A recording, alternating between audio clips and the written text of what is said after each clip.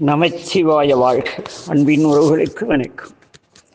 காரைக்கால் அம்மை புனிதவதியாருடைய இல்லறத்திலே பரமதத்தனுக்கும் அம்மைக்கும் நிகழ்ந்து கொண்டிருந்த இறைவனின் அதிசய சம்பவத்தை சிந்தித்துக் கொண்டிருக்கிறோம்.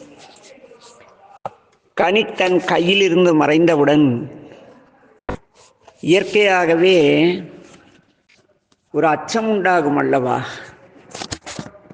என்ன, சில செயல்கள் நமக்கு அதிசயமூட்டும், சில செயல்கள் அதிர்ச்சியூட்டும், சில செயல்கள் வியப்பூட்டும், சில செயல்கள் பயம் உண்டாக்கும். காரைக்கால் அம்மையார் இறைவனிடம் முறையிட கையில் கனி வருகிறது. அந்த கனியை பார்த்தவுடன், இந்த பெண் மிக தவமிக்கவள், இவ்வளவு காலம் நாம் வாழ்வதற்கு நமக்கு என்ன இவ்வளவு பக்தி இருக்கிறதா? என்ன, நமக்குத்தான் இந்த அளவு பக்தி இல்லையே. இவ்வளவு தவமிக்க ஒரு புனிதவதியான இந்த பெண்ணோடு நாம் வாழ்வது அவ்வளவு சரியில்லை என்று தீர்மானிக்கிறார். ஏனெனில் பொதுவாகவே நமது சமுதாயத்தில் மனைவி நல்ல சிவபக்தியாக இருந்த காரணத்திற்காக மனைவியை விட்டு நீங்கி வேறு திருமணம் செய்து வாழும் அடியார் பெருமக்கள் இன்றும் இருக்கிறார்கள். நான் பார்த்திருக்கிறேன். நம் உலக சுடையார் திருக்கூட்டத்திலும் மிகச்சிலர் இருக்கிறார்கள். அதே போல கணவன் சிவபக்தியாக இல்லை என்பதற்காக தன்னுடைய கணவனை திருத்த முயற்சிக்காமல் தான் ஏதோ தடுத்து ஆட்கொள்ளப்பட்டது போல கோயிலாக செல்லக்கூடிய பெண்களையும் நான் சந்தித்திருக்கிறேன். ஆனால் இங்கே ஒரு மிகப்பெரிய அற்புதம் நிகழ்ந்தது. பரமதத்தன் யோசிக்கிறார், எவ்வளவு பெரிய இறை அன்பை பெற்றவளை நம் மனைவியாக கொண்டோம். இவளோடு நாம் நம்முடைய வியாபாரத்தை கவனித்துக் கொண்டு ஆலயத்துக்கு அதிகமாக சென்றதில்லை. இவளை இறைநிலையில் அவருடைய வழிபாட்டிற்கு நாம் உறுதுணையாக இருந்ததில்லையே. இருந்தாலும் சிவபெருமான் இவள் பொருட்டு நமக்கு ஒரு கனி அருளினாரே. இவ்வளவு சிவபெருமானின் நம்முடைய இறைவனின் அருள் பெற்ற ஒரு பெண்ணோடு எந்த விதமான அன்னைக்கிணையான ஆற்றல் இல்லாத, இந்த புனிதவதியாருக்கு இணையான ஆற்றல் இல்லாத நான் இனி இவளோடு வாழ்வது சரியல்ல என்று தீர்மானிக்கிறார். தீர்மானித்த பிறகு எப்படியாவது புனிதவதியாரை அவர் மனது புண்படாமல் பிரிந்து செல்ல வேண்டும். நாம் பிரிந்து சென்றால் இந்த பெண் நம்மை மறக்காது. நாம் இந்த பெண்ணிற்கு எந்த விதத்திலும் துன்பம் ஏற்படுத்தி விடக்கூடாது. தன் கணவன் காணவில்லையே என்று இந்த பெண் எந்த ஒரு சூழ்நிலையிலும் ஏங்கக்கூடாது. ஏனெனில் இவள் சிவனின் அருளை பெற்றவள். இந்த தவமிக்க பெண்ணுடைய மனவேதனை அவ்வளவு சிறப்பாக நம்மை வாழ விடாது. எனவே நாம் ஏதேனும் செய்தாக வேண்டும் என்று தீர்மானிக்கிறார் நம்முடைய பரமதத்தர். புனிதவதியாரிடம் சென்று, நான் கடல் கடந்து கப்பலேறி பிற நாட்டில் வாணிபம் செய்து திரும்பி வர நினைக்கிறேன், நீ என்ன சொல்கிறாய் என்று கேட்கின்றார். தன்னுடைய கனவு பெரும்பாலும் இந்த பெண்கள், செட்டியுள்ள பெண்கள் எல்லோருமே, இந்த வியாபாரம் சார்ந்த பெண்கள் எல்லோரும் தன் கணவன் வெளிநாடு செல்வதையோ பொருள் ஈட்டுவதையோ விரும்பி வரவேற்பார்கள். அதற்கு தடை சொல்ல மாட்டார்கள். அவ்வழியிலே அந்த வணிககுல பெண்மணி ஆகிய அன்னை புனிதவதியார் பரமதத்தனுக்கு சென்று வாருங்கள் என்று கூற, நம்முடைய பரமதத்தன் புனிதவதியாரின் பெற்றோர் மற்றும் உறவினர்கள் எல்லாம் கலந்து கொண்டு, நான் கடல் கடந்து கப்பலேறி பிற நாட்டில் வாணிபம் செய்து திரும்பி வருகிறேன் என்று கூறி கப்பலேறி தமிழ்நாட்டிலே உள்ள குலசேகரப்பட்டணம் என்ற இடத்திலே இறங்குகிறார். அங்கு சென்று அவர் வியாபாரம் செய்து வந்த பொழுது அவருடைய வணிக சிறப்பினை உணர்ந்த அங்குள்ள வணிகர் ஒருவர் தன்னுடைய மகளை பரமதத்தனுக்கு வழிதில் சென்று திருமணம் செய்து வைக்கிறார். அவருக்கு ஒரு பெண் குழந்தை பிறக்கிறது. அந்த குழந்தையை பரமதத்தன் புனிதவதி என்று தன்னுடைய மனைவியின் பெயரால் அழைத்து வருகிறார். இங்கு என்ன ஒரு சிறப்பு என்றால், அவர் அன்னைக்கு இணையான பக்தி நமக்கு இல்லையே என்று பிரிந்து சென்றாலும் கூட அன்னையின் நினைவு தன்னை விட்டு புனிதவதியாரின் நினைவு மறையக்கூடாது என்பதற்காக அந்த பெண் குழந்தைக்கு புனிதவதி என்று பெயரிட்டு வளர்த்து வருகிறார்.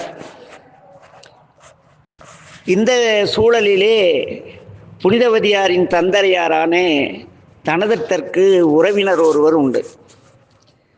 அவர் பல நாடுகளுக்கு சென்று வியாபாரம் செய்பவர், பல ஊர்களுக்கு சென்று வியாபாரம் செய்பவர். அங்கே அதுபோல ஒரு வியாபாரத்தோடு இங்கே பாண்டி நாட்டு வியாபார சம்பந்தமாக வருகிறார் தனதத்தரின் உறவினர். அங்கே நம்முடைய பரமதத்தன் மிகப்பெரிய பெரும் செல்வந்தனாக வியாபாரத்திலே செழித்தோங்கி இருப்பதை பார்த்து அங்கே சென்று தனதத்தரிடம் கூறுகிறார். அதை கேட்ட தனதத்தரும் தனது மகளான புனிதவதியை பல்லக்கொன்றில் ஏற்றி சுற்றத்தாருடன் பாண்டிய நாடு செல்கிறார். அங்கே பரமதத்தன் இருக்கும் குலசேகரப்பட்டணத்தின் எல்லையில் சென்று தனதத்தன் தன்னுடைய ஆட்களை அனுப்பி புனிதவதியாரின் வருகையை அறிவிக்கும்படி கூறுகிறார். அப்பொழுது இந்த செய்தியை கேட்ட பரமதத்தன் உள்ளம் நடுங்கினான். அந்த தெய்வீக பெண் நம்மை நாடி வந்து நம்மோடு குடும்பம் நடத்துவதற்கு நாம் தகுதியற்றவனாயிற்றே, மீண்டும் இந்த பெண் இங்கே வருகிறதே, என்ன செய்யலாம் என்று யோசிக்கிறான். பிறகு தன் மனைவியுடன் மகளையும் அழைத்து கொண்டு நேராக புனிதவதியாரின் முன்பு சென்று நிற்கிறார். நின்றவர் யாரும் எதிர்பாராத வண்ணம் புனிதவதியாரின் திருவடியிலே காலிலே விழுகிறார். விழுந்தவர், உன்னுடைய அருளால் நான் வாழ்வேன் என்று கூறுகிறார். எல்லோரும் திகைத்து போயினர். புனிதவதியார் அச்சத்துடன் என்னங்க இது என்று தடுமாறிக் கொண்டிருக்கிறார். உறவினர்கள் ஒதுங்கி நிற்கிறார்கள். சுற்றத்தாரும் பரமதத்தனை பார்த்து, என்ன பரமதத்தா, உன் மனைவியை ஏன் வணங்குகிறாய், எதற்காக வணங்குகிறாய் என்று கேட்கிறார்கள். அதற்கு பரமதத்தன், என் அன்பிற்குரிய சுற்றத்தாரே, உறவினர்களே, புனிதவதியார் இவர் மானுட பிறவி அல்லர், பெரும் தெய்வம், சேருமானின் பேருருளை பெற்றவள் இவர். ஆகவே நான் வணங்கினேன், நீங்களும் வணங்குகள் என்று கூறுகிறார். உடனே சுற்றத்தார்கள் திகைத்து போய் நிற்கிறார்கள். அப்பொழுது பரமதத்தன் தன் வாழ்விலே அன்று நடந்த அந்த மாங்கனி நிகழ்வை கூறுகிறார். கேட்டவுடன் சுற்றத்தார் அனைவரும் புனிதவதியாரை வணங்குகிறார்கள். புனிதவதியாரும் கொன்றைவார் சடையுடைய சிவருமானின் திருவருள் இதாக இருக்கும் பட்சத்தில் நாம் இவர்களை தொந்தரவு செய்ய வேண்டாம் என்று முடிவு செய்து பெருமானின் நினைவோடு பெருமான்பால் கொண்ட கருணையினால் பெருமானின் அருள் பெற்றே நம்மோடு அந்த சிறப்பில்லாத தான் எவ்வாறு வாழ்வது என்பதற்காக பரமதத்தன் எடுத்த முடிவை யோசித்து இதுவும் திருவருளால் நிகழ்ந்தது என்று உணர்வு கொண்டார். இவனுக்காக நான் என் உடம்பை எதற்காக பராமரித்தேன், இந்த தனதத்தனுக்காக மன்னிக்க வேண்டும், இந்த பரமதத்தனுக்காக இவரோடு வாழ்வதற்கல்லவா இந்த வனப்புடை தசைப்பொதியை நான் வளர்த்தேன். இனி இந்த வனப்பு மிகுந்த உடல் வேண்டாம். ஏனெனில் இந்த தனதத்தன் தன்னை நாடவில்லை, தன்னை ஏற்றுக்கொள்ளவில்லை எனில் பார்ப்பவர்களெல்லாம் சற்று உற்று நோக்கும் இந்த உடல் வேண்டாம் என்று முடிவு செய்து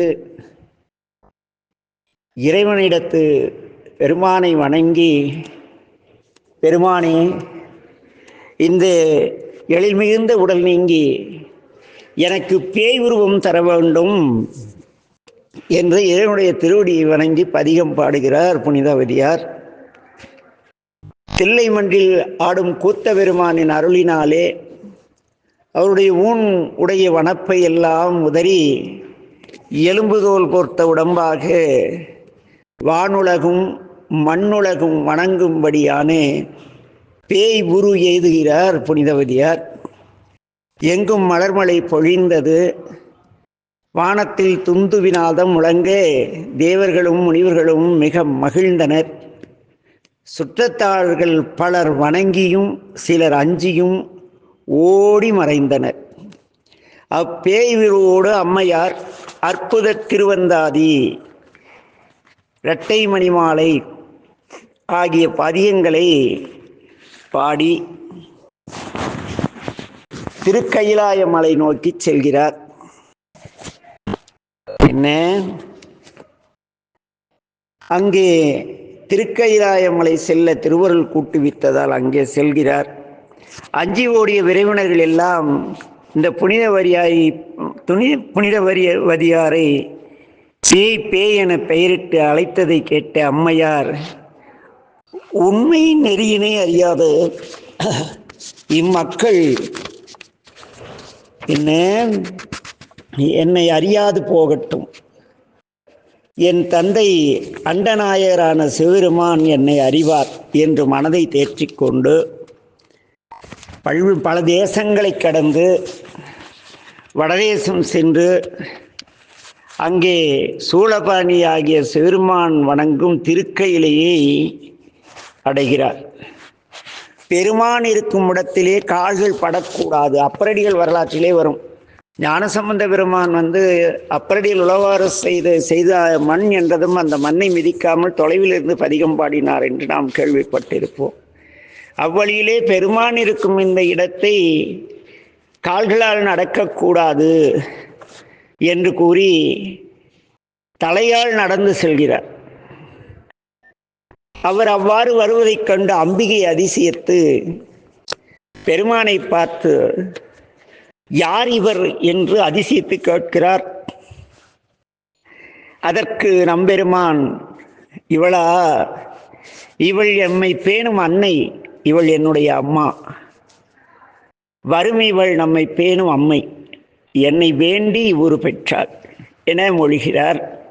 அம்மையும் அப்பனும் மகிழ்ந்து அம்மையாரின் முன்வர உலகமியக்க சிவபெருமான் அம்மையே என்று உலகமைய அருளி செய்தார். காரைக்கால் அம்மையாரும் சாமி முன்பு அப்பா என்று அழைப்பு திருவடியில் பணிந்து வீழ்கிறார். உடனே சிவபெருமான் இந்த பேயிடம், காரைக்கால் அம்மையாரிடம், புனிதவதியாரிடம், அம்மையே, நீ வேண்டுவது என்ன என்று கேட்க, அம்மையார், இரவாத இன்பு அன்பு வேண்டும், பிறவாமை வேண்டும், அப்படி பிறந்தாலும் உன்னை மறவாமை வேண்டும். இறைவா, நான் ஒன்றே ஒன்று எதிர்பார்க்கிறேன் பெருமானே, நீங்கள் ஆடும் பொழுது நான் மகிழ்ந்து பாடிக்கொண்டே இருக்க உமது திருவடி கீழே இருக்கும்படியான வரத்தை எமக்கு அருள வேண்டும் என்று கேட்கிறார். சிவபெருமான் திரு ஆலங்காடு வரும்படி அன்னைக்கு ஆணையிடுகிறார். அங்கே திரு ஆலங்காட்டில் அண்டமெல்லாம் நிறைந்த நிலையிலே நிமிர்ந்து ஆடுகின்ற திருக்கோலத்தை, ஊர்த்துவதாண்ட கோலத்தை காரைக்கால் அம்மையாருக்கு நம்பெருமான் காட்டி அருள்கிறார். அப்பொழுது காரைக்கால் அம்மையார் கொங்கை திறங்கி எட்டி இளவம் மீசை எனத் தொடங்கும் திருப்பதிகங்களை பாடி அருள்கிறார். ஆறு சேர் சடையுடைய அம்மா நம்பெருமான் சிவபெருமான் அம்மையே என மொழிந்து அருள, அவரது தூக்கிய திருவடி நிலையில் அமர்ந்து இன்றும் பாடிக்கொண்டே இருக்கும் பெற்றினை காரைக்கால் அம்மையாருக்கு அருளினார். பக்தி ஒரு விசித்திரமானது, எதை வேண்டுமானாலும் செய்யும். அதில் இதுவும் ஒன்று. காரைக்கால் என்பது சிதம்பரம் சீர்காழி வழியாக இவ்வூரை அடையலாம். அருள்மிகு கைலாசநாத சாமி திருக்கோயில் மிகப்பெரிய பானலிங்கமாக பெருமான் காட்சி தருகிறார். காரைக்கால் அம்மையாருக்கு கைலாசநாதர் கோயில் எதிரே திருமடம் எழுப்பியுள்ளனர். இன்றும் இந்த மாங்கனி உற்சவம் மிக சிறப்பாக நடைபெற்று கொண்டிருக்கிறது. புனிதவதியாரின் தெய்வீகத்தன்மையை அறிந்து அம்மையை விட்டு நீங்கி தன்னுடைய வாழ்வியல் கடமைக்காக மறுமணம் செய்து கொண்ட பரமதத்தனின் செயல் என்ன நிகழ்த்தியது என்றால், தன் கணவன் தன்னை பிரிந்து சென்ற பிறகு பெருமானுக்கு மட்டுமே ஆளாக வேண்டும், மறுமணம் செய்வதோ மற்றதோ தவறு என்பதை உலகுக்கு புரிய வைக்க தன் மணாளன் தன்னுடைய தவநிலைக்காக விலகினால் நாம் இறைவனுக்காக வாழ வேண்டும் என்ற எண்ணத்தை காரைக்கால் அம்மையாருடைய வரலாறு நமக்கு கூறுகிறது. என்ன, இங்கே பரமதத்தன் வில்லன்லாம் கிடையாது. தன் மனைவியின் தெய்வீக சிறப்பை உணர்ந்த பிறகு தன்னிரக்கத்தோடு இந்த பெண்ணோடு வாழ நமக்கு என்ன தகுதி இருக்கிறது என்று யோசித்து அன்னையிடம் விடைபெற்றுத்தான் பிரிந்து விட்டுட்டு ஓடி போய் காமத்தினால் வேறு பெண்ணை திருமணமெல்லாம் செய்யவில்லை. அப்படி செய்திருந்தால் தன் பிள்ளைக்கு புனிதவதியார் என்று பெயரிட்டு இருக்க மாட்டார். சில உரையாசிரியர்கள் பரமதத்தன் காமவயப்பட்டு வேறு பெண்ணை திருமணம் செய்ததால் தான் புனிதவதியார் பேய் வடிவம் பெற்றார் என்றெல்லாம் தான் தோன்றித்தனமாக எழுதுகிறார்கள். அதெல்லாம் தவறு. என்ன, இங்கே உலக ஆசையினால் புனிதவதியாரை விட்டெல்லாம் பரமதத்தன் பிரியவில்லை. மிக உயர்ந்த அருள்நிலையில் உள்ள ஒரு பெண்ணோடு வாழ நமக்கு என்ன தகுதி இருக்கிறது என்று விலகிச் சென்றாரே அன்றி அன்னைய புனிதவதியாரை மறக்கவில்லை. அந்த ஒருமித்த காதலுடைய கணவன் காலசூழ் என்ன மாற்பட்டு இன்றும் கூட நிறைய ஆண்கள் தாங்கள் விரும்பிய பெண் கிடைக்காத பொழுது அல்லது அவரோடு வாழ தனக்கு இறையருள் கூட்டுவிக்காத பொழுது தனக்கு விருப்பமான பெண்ணின் பெயரை தன் வீட்டு குழந்தைகளுக்கு சூட்டுவது மரபாக இருக்கிறது. ஆக இங்கே பரமதத்தனுடைய பண்பு வரவேற்க தகுந்தது. ஆக காரைக்கால் அம்மையாருடைய வரலாறு, இருவரும் சமமாக இருந்தால்தான் இறைவன் அருள் செய்வார். பரமதத்தனுடைய தவம் மிக சிறப்பாக இருந்ததால் தான் பெருமான் அந்த கனியை தந்தார். வீடு தேடி வரும் சிவனடியார்களுக்கு உணவளிக்க பரமதத்தன் அனுமதித்ததால் தான் காரைக்கால் அம்மையார் புனிதவதியார் உண்டானார். எப்படி நாயன்மார்கள் வரலாற்றிலே இளையான்குடி மாறநாயனார் வரலாற்றிலும் அமர்நீதி நாயனார் வரலாற்றிலும் நம்முடைய கலையநாயனார் வரலாற்றிலும் அவருடைய மனைவியார்கள் அனுமதியோடு அவர்கள் தொண்டு செய்தார்கள். ஆனால் அவர்கள் பெயர்கள் வரலாற்றில் சிறப்பாக இடம்பெறவில்லை. இங்கே பரமதத்தனுடைய பக்தி, அவன் அடியார்களை போற்றிய வண்ணம், சிவபக்தியில் மிக்கவர்களை போற்றிய திறம், இதெல்லாம் இங்கே வெளிப்படுகிறது. ஆகவே என் அன்பின் உறவுகளே, நல்ல கணவன், நம்மை புரிந்து கொண்ட கணவன் அல்லது புரிந்து கொண்ட மனைவி வாய்த்தாள் நம்முடைய சிவ வழிபாட்டிற்கு எந்த இடையூறும் வராது என்பதை இந்த நாம் சிவருமான அடைவதற்கான வழிகாட்டியாக இந்த வரலாறு இருக்கிறது. சமீபத்திலே ஒரு வேதனையான ஒரு செய்தி இங்கே பகிர்ந்தே ஆக வேண்டும். திண்டுக்கல்லை சேர்ந்த ஒரு அம்மையார், அவருக்கு 2 குழந்தைகள் வேறு இருக்கின்றன. அவர் ஒரு பள்ளியினுடைய தாளாளர், நல்ல சிவனடியார். அவர் கணவர் இறைவனை வெளிப்படையாக வழிபடாதவர், அதனால் வழிபாடு செய்பவர், இந்த தீட்சை போக்குவரத்தெல்லாம் பெறாதவர். இந்த அம்மையார் அவர் திருநீர் அணியாதால் அவரை பிரிந்து பல்வேறு ஆலயங்கள், குறிப்பாக நடராஜ பெருமானுடைய 6 கால அபிஷேகத்திற்கும் சென்று விடுவார். இப்படிப்பட்ட சூழ்நிலையிலே வாழப்பாடியை சேர்ந்த ஒரு அன்பர், என்ன இங்கே அவங்க பேரை சொல்றது ஒரு பெரிய விஷயம்லாம் கிடையாது, இருந்தாலும் அது மாண்பு கிடையாது. சபையில் இந்த பதிவை அவர்களும் கேட்பார்கள். காரைக்கால் அம்மையார் வந்து திருநீர் இதா உரு தீண்டேன்னு சொல்லி பரமதத்தனை விட்டு விலகியதா எவனோ ஒரு முட்டாள் பொருள் விளக்கம் சொல்ல போக, இந்த பெண்ணு இந்த ஐயாவும், இந்த ஐயாவுடைய அம்மா வழிபாடு செய்ய மாட்டாங்க. அவர் பேர் அம்மையப்பர்னு வச்சுக்கலாம் ஒரு பேச்சுக்கு. அவர் அப்படித்தான் என்கிட்ட அறிமுகமானார். அப்புறம் என்னாச்சுன்னா, இவங்க ஒவ்வொரு ஆறுகால அபிஷேகம், திருக்கைலாய காட்சி, திருவையாறு இங்கெல்லாம் போகும் பொழுது அந்த 2 குழந்தைக்கு தாயான அம்மையாரும் 2 குழந்தைக்கு தகப்பனான அந்த ஐயாவும் பார்த்தார்கள். நம்மால் சுந்தரருக்கே தடுத்தாட்கொண்ட பிறகு கற்பகத்தின் பூங்கொம்போன்னு சொல்ல வச்சவர் இல்லை. இவங்க 2 பேருக்குள்ள ஒரு பழக்கம் ஏற்பட்டு, அந்த பெண் தன்னுடைய கணவன் குழந்தைகளை பற்றி கவலைப்படவில்லை, இந்த ஐயா தன் குழந்தைகளை பற்றி கவலைப்படவில்லை. என்னிடத்து வந்து அவர்களுக்கு திருமணம் செய்து வைக்க சொல்லி கூறினார்கள். கொன்னே போடுவன. காரைக்கால் அம்மையாருடைய வரலாறின் உண்மை தெரியாமல் நீங்கள் பாட்டுக செய்வது சைவத்துக்கு இழுக்கு. உங்கள் குரு தவறானவர், ஆகவே உங்களுடைய எண்ணங்கள் தவறாக இருக்கின்றன.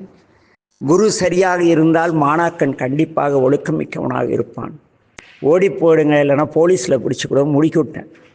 அப்புறம் பார்த்தா சமீபத்தில் தில்லையில் நடராஜ அபிஷேகத்துக்கு போது இருவரும் கணவன் மனைவியாக ஏதோ அப்படி வந்தார்கள்.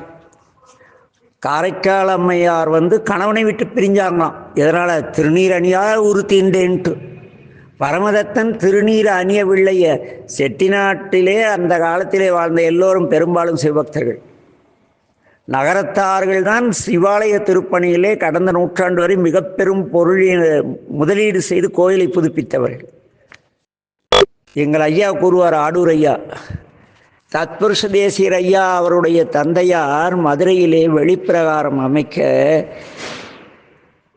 வள்ளத்திலே பொன்னளந்து தருவாராம். அப்படிப்பட்ட மரபு நகரத்தார் மரபு. அதில் வந்து குறையானது இருக்காது. அந்த காலத்தில் இருந்திருக்க சான்ஸ் இல்லைன்னா அவங்களாம் நெறிப்படுத்தப்பட்ட சமுதாயமாக வாழ்ந்தார்கள். இன்று பெரும்பாலும் குளறுபடியாகிவிட்டது, அது வேறு. ஆனால் அன்று வாழ்ந்தார்கள். காரைக்கால் அம்மையாருடைய பக்தி, புனிதவதியாருடைய பக்தி மேம்பாடு தெரிந்தும் அவர் தந்தையார் இறைவனை வழிபடாத ஒருத்தருக்கு திருமணம் பண்ணி வச்சிருக்க மாட்டார். நம்ம பண்ணி வைப்போமா? ஆக எந்த வரலாறு படித்தாலும் மெய்ப்பொருளை உணருங்கள். தாண்டோண்டித்தனமாக உங்கள் சுயலாபத்துக்கு சைவத்தையும் இந்த அம்மையாருடைய வரலாறையும் பயன்படுத்தாதீர்கள். இறைவன் உங்களை கொடூரமாக தண்டிப்பார். சொல்லித்தான் ஆகணும். ஏன்னா அவங்க எனக்கு அறிவு, இவங்க காரைக்கால் அம்மையார் மாதிரிங்க. கணவன் சாமி கும்பிடாத பிரிஞ்சு வந்துட்டாங்க. அந்த பொம்பளை இவர் வந்துங்க அவர் மாதிரிங்க. மனைவி சிவனை கும்பிடாத பிரிஞ்சு வந்துட்டேன். என்னையா நடக்குது சைவத்தில்? இன்றைக்கி அவங்க கணவன் முனையாக தான் வாழ்கிறாங்க. அந்த பெண்ணுடைய முதல் கணவர் என்ன கதியானார்னு தெரியல. இந்த வீணா போனவனுடைய மனைவி என்னானான்னு தெரியல. இனி வருங்காலத்திலாவது இது போல் நீங்கள் சும்மா உங்கள் ஒரிஜினல் வாழ்க்கையை மறந்து காரைக்கால் அம்மையார் பேரை மிஸ்யூஸ் பண்ணிங்களா, அவனை எங்கே பார்த்தாலும் உதவலும். புரியுதா? ஏன் இதில் போடுறேன்னா, என்னுடைய சைவம் குழுவில் அவங்க பயணிக்கிறாங்க. அவங்கள மூஞ்சில் அறையிறதுக்கே எனக்கு சந்தர்ப்பம் கிடைக்கல. இன்னும் சில அன்பர்கள் இது மாதிரி ரவுண்டு கட்டிகிட்டு இருக்காங்க. நல்ல வசதியான சிவனடியார்களை தேடிக்கிட்டு இருக்கிற ஆண்களும் பெண்களும் நிறைய இருக்காங்க. நீங்கள் எல்லாருக்கிட்டையும் பழகி பார்த்தா தான் தெரியும். என்ன அதெல்லாம் நிறைய கதை இருக்குது. ஆனால் காரைக்கால் அம்மையாருடைய பெயரையோ திருமுறையில் வர எந்த அம்மையார்களுடைய பெயரையோ தயவு செய்து உபயோகிக்காது. அது உங்கள் வாழ்க்கை, உங்கள் விருப்பம். அதற்கு வரலாற்றின் பெருமானால் அம்மையே என்று அழைக்கப்பட்ட பெயரை உபயோகிக்காதீர்கள் என்று கூறி நாளை பதிவில் சந்திப்போம். விடைபெறுகிறேன். நமச்சிவாய வாழ்க. எல்லா உயிர்களும் இன்புற்று வாழ்க. திருச்சிற்றம்பலம்.